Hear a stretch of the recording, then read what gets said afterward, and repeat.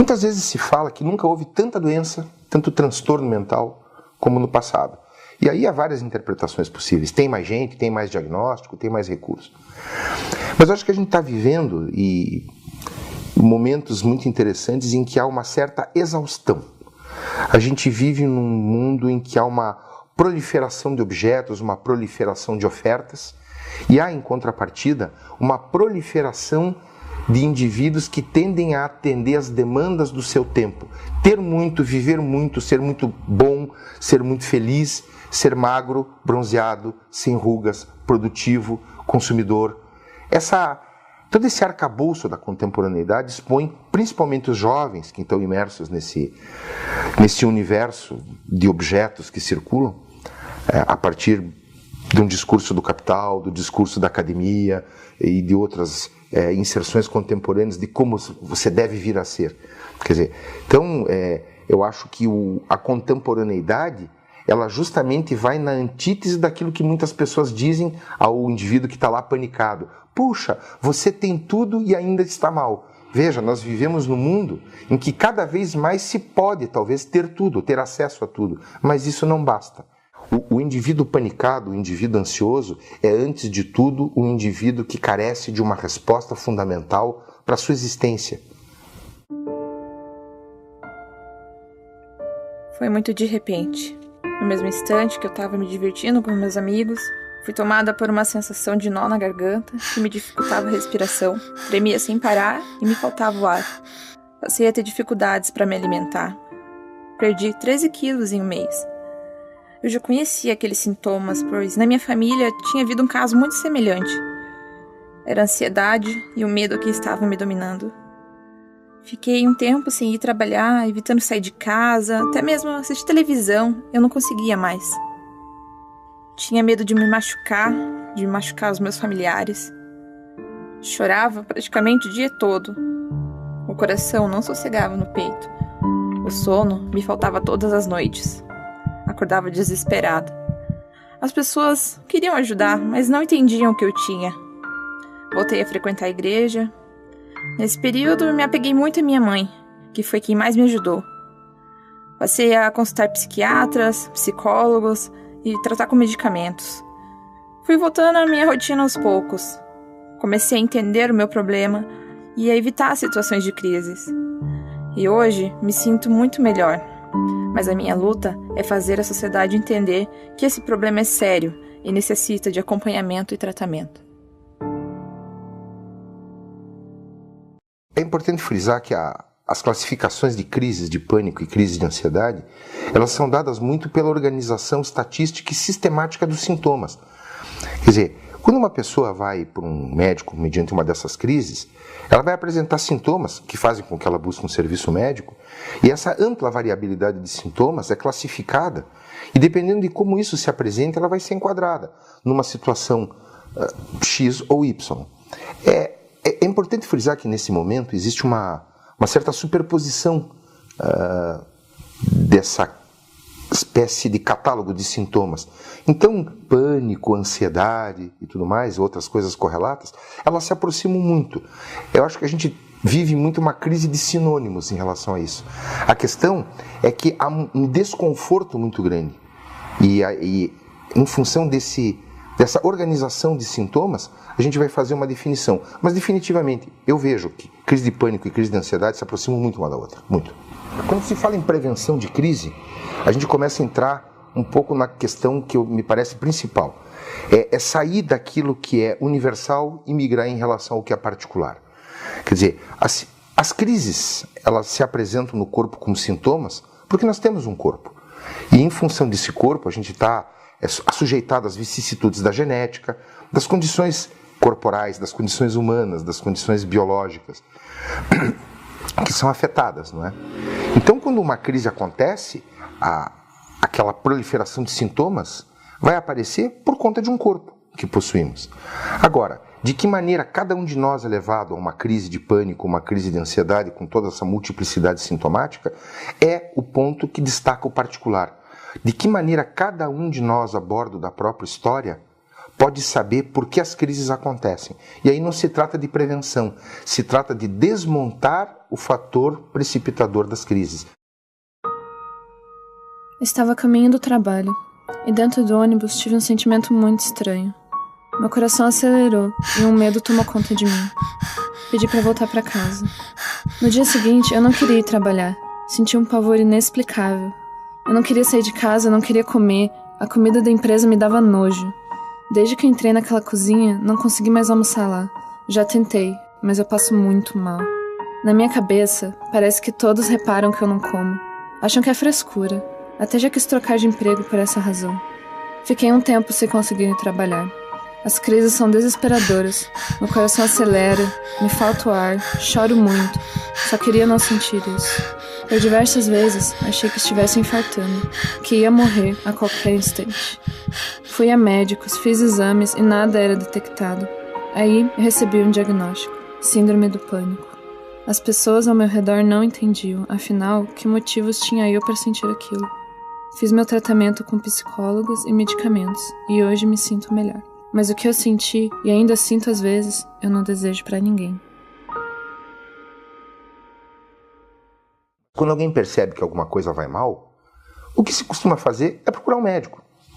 E muitas vezes a razão pela qual uma pessoa procura um médico nem sempre é o sujeito sabedor de que está atravessando uma situação de um desses transtornos, que são classificados aí por inúmeras escolas de psiquiatria.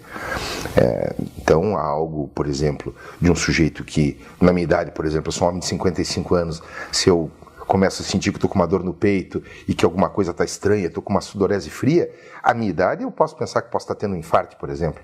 Mas num garoto de 16 anos, de 17 anos, é pouco provável que isso aconteça. Mas algo nele vai mal. Então o que vai acontecer? Quando algo foge da normalidade, a gente vai ao médico. Agora, cada um vai por uma razão diferente. Eu poderia ir achando que eu estou tendo um infarto. O moço de 17 anos pode 16, 15, 14, 8...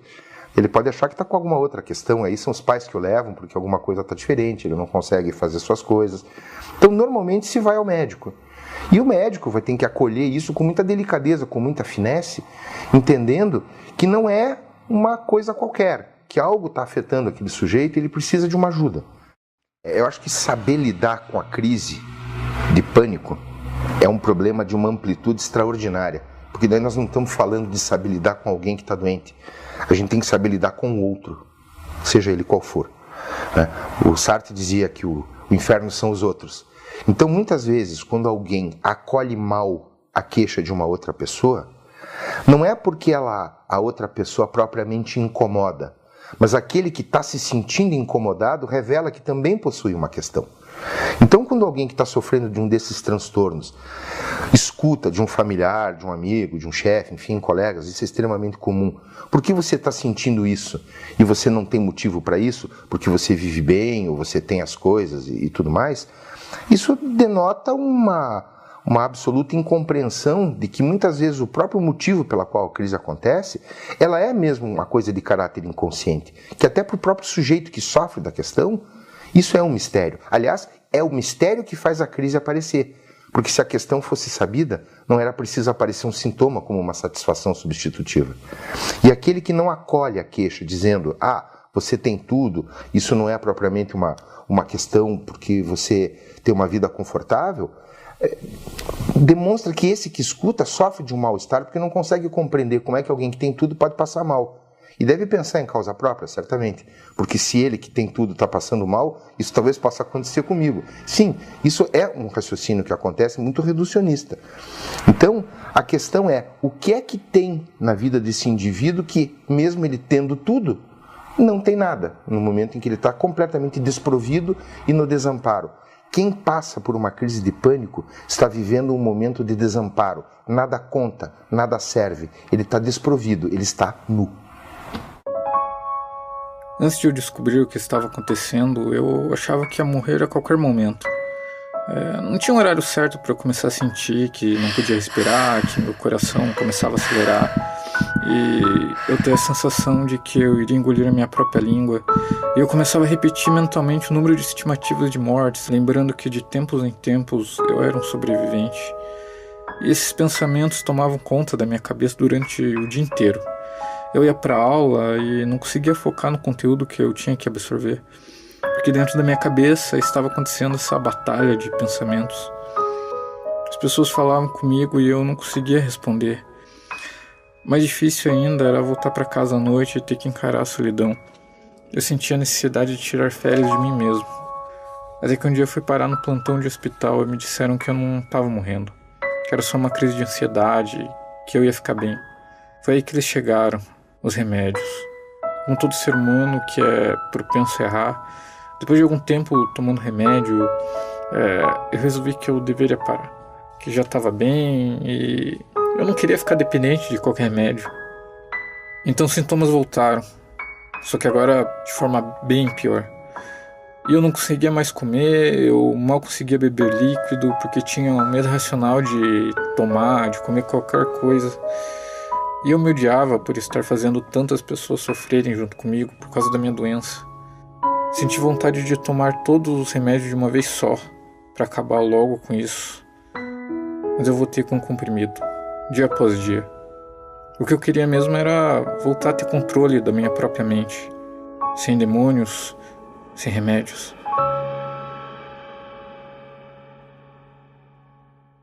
O objetivo do tratamento é fazer, de uma forma simplista, a remissão dos sintomas. Veja bem, o que leva o indivíduo a buscar ajuda é uma proliferação sintomática que o sequestra da sua vida habitual. Quer dizer, o sujeito está escravizado pelo sintoma que o impede de viver, de levar suas coisas, de realizar seu desejo, de saber quais são seus desejos. Ele fica um escravo, um prisioneiro. Então, evidentemente que a primeira coisa que é levada em consideração é a imensa agressividade dos sintomas que sequestra o sujeito dele mesmo.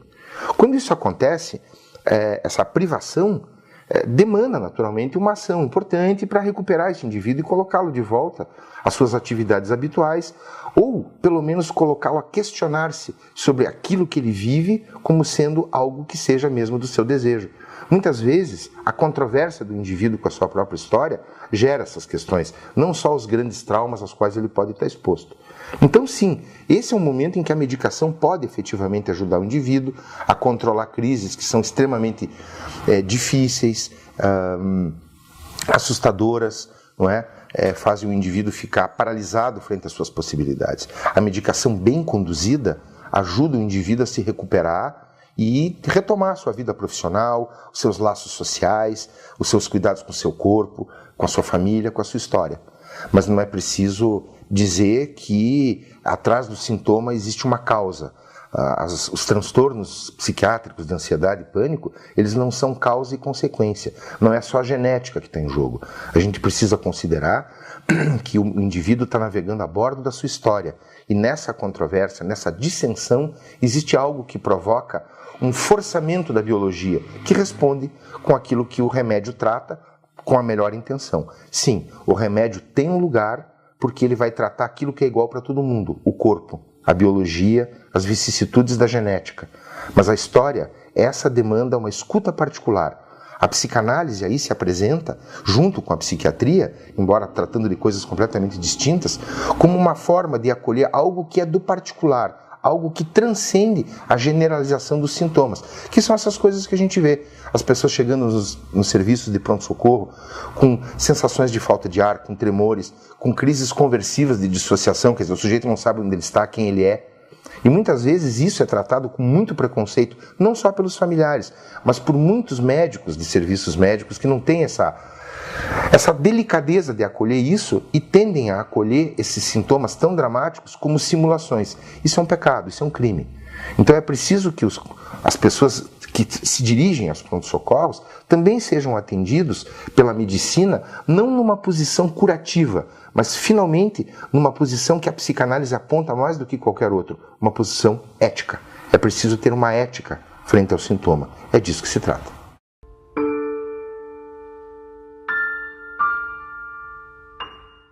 É preciso entender que se um sintoma volta, é porque uma questão não foi respondida, não foi tocada, não foi eticamente acolhida.